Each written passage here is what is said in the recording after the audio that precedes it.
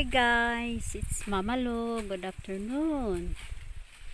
I'm here in my field. I harvested my corn that was planted last April 14. April 14. So May, June, July. So 3 months and 3 weeks. Okay, supposed to be it's 3 months only, but the leaves is still green. Look at that.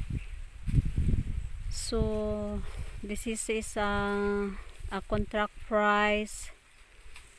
So after this we are going to make a furrow here between the corn rows. Then they are going to plant sugarcane like that. That's a sugarcane that was planted also last April 14.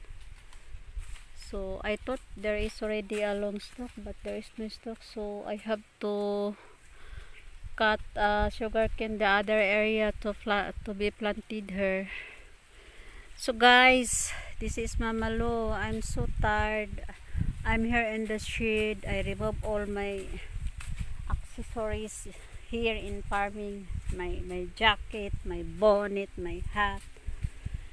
God cannot tolerate how tall is the how sunny it is. Okay, so guys, this is me, Mama Lo again. Hope you like my video. Don't forget to like my video guys and subscribe. It's Mama Lo. Have a nice day to all. Bye. Hello guys. See you next video. Bye. Good morning. It's Mama Lo again. Okay. So Mama Lo, good morning everybody. Right? So this is it guys. I farrow my sugarcane. This was planted last April 14, and this is how tall it is, but it's not the same guys. So grassy. And I harvested also my my corn beside it. So this is guys, it's contract guys price. So we are going to farrow this one, then planted a sugarcane. Okay,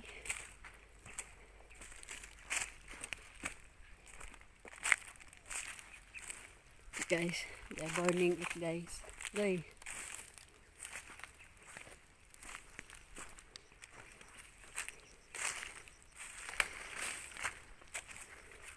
Okay, they're burning guys.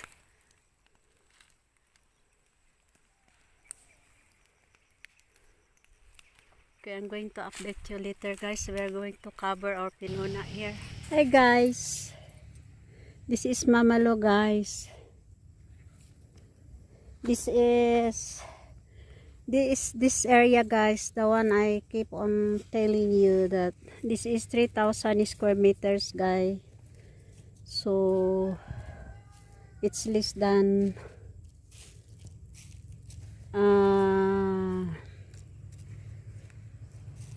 more than 1/4, because 10,000 is 1 hectare.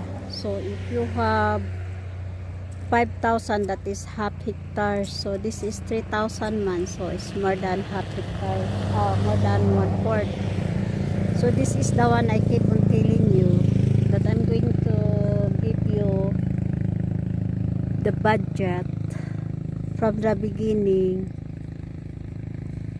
of the tractor farrowing and until I fertilize this one. This is the first fertilize applied guys. So I'm going to tell you.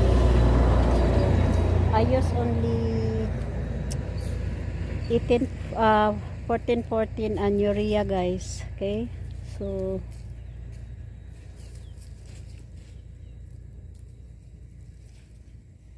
this is it, guys. I'm going to tell you, this is 3 sacks. I bought 3 sacks mixed with urea and 14. Okay, guys, so I tell you how much. This is the all the budget I'm going to tell you after this.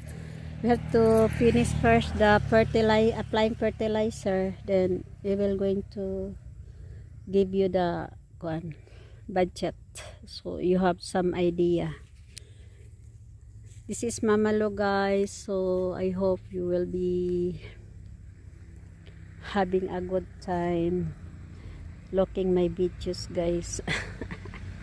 Okay, guys, this is how it works. This is planted last December 7, so this is how long already is the sugar cane, but the grass is very tall also, the grass. Okay, look at the grass.